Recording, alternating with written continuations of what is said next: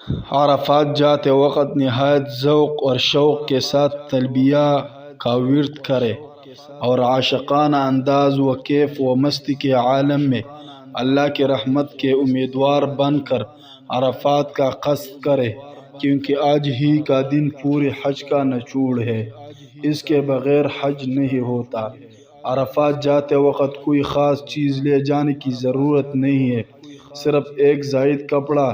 کمر میں باندھ لے تاکہ مزدلفہ میں نماز پڑھنے میں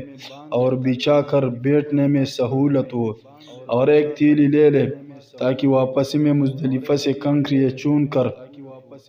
محفوظ کرنے میں سہولت ہو، اور کچھ ضروری رقم ساتھ رکھے تاکہ ضرورت کے وقت کام آئی۔ عرفات کا وقوف 9 ذو الحجہ کو زوال کے بعد سے شروع ہوتا ہے، اس لیے زوال سے پہلے ہی پوری تیاری کر لے تاکہ بعد میں وقت ضائع نہ ہو۔ وقوف عرفات کے لیے نیت شرط نہیں لیکن مستحب ہے، اس لیے وقوف کی نیت کر کے وقوف کرنا بہتر ہے۔ وقوف کے لیے حیض و نفاس اور جنابت سے پاک ہونا شرط نہیں ہے، ناپاکی کی حالت میں بھی عرفات کا وقوف ہو جاتا ہے۔ آج کے دن جو لوگ مسجد نمرہ میں جا کر حکومت کی طرف سے مقرر کردہ امام کے پیچھے نمازیں پڑھیں گے تو وہ ظہر اور عصر دونوں نمازیں ظہر کے وقت میں ادا کریں گے، مگر جو حضرات اپنے اپنے خیموں میں اپنے اپنے اماموں کے پیچھے جماعت کے ساتھ نماز ادا کریں گے یا خواتین انفرادی طور پر پڑھیں گی، ان کے لیے دونوں نمازیں اپنے اپنے وقت میں اذان اور اقامت کے ساتھ پڑھنی ضروری ہے۔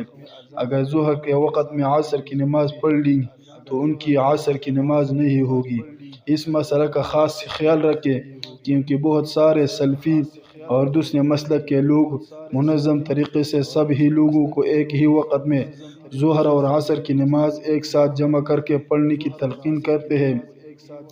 حنفی حضرات کو ان کی تلقین پر عمل کرنے کی ہرگز اجازت نہیں ہے۔ آج کل عرفات کی مسجد نمرہ میں ظہر اور عصر کی نماز پڑھانے والے امام مسافر ہوتے ہیں اور ظہر اور عصر کی نماز قصر پڑھاتے ہیں، لہٰذا جو حجاج آج کے دن مسافر ہے وہ تو امام صاحب کے ساتھ ہی سلام پھیر دے۔ تو جن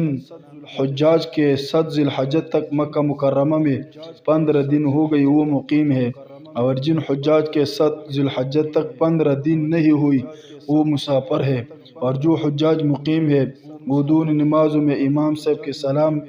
کے پھرنے کے بعد اپنی 2 رکعتیں پوری کر لے اور بقیہ 2 رکعتوں میں تھوڑی دیر کھڑے ہو کر رکوع کرے اور قیام کی حالت میں سورۃ فاتحہ یا کوئی سورت نہ پڑھے۔ جو لوگ عرفات میں زوال کے بعد آئی ان کے لیے سورج غروب ہونے تک عرفات میں رہنا واجب ہے۔ اگر غروب سے پہلے عرفات کے حدود سے نکلیں گے تو دوبارہ عرفات میں واپس آنا لازم ہوگا ورنہ دم دینا لازم ہوگا۔ اور جو لوگ 9 ذو الحجہ کو عرفات میں دن کے وقت حاضر نہ ہو سکے اور 10ویں کی رات میں آ کر وقوف کرے تو تھوڑی سے وقت کے رہنے سے بھی واجب ادا ہو جائے گا اور حج بھی ہو جائے گا، لیکن زوال کے بعد سے غروب تک وقوف کا جو وقت ہے اس سے محروم رہیں گے۔ وقوف عرفات کا پورا وقت ذکر، تلبیہ اور دیگر عبادات میں گزارے۔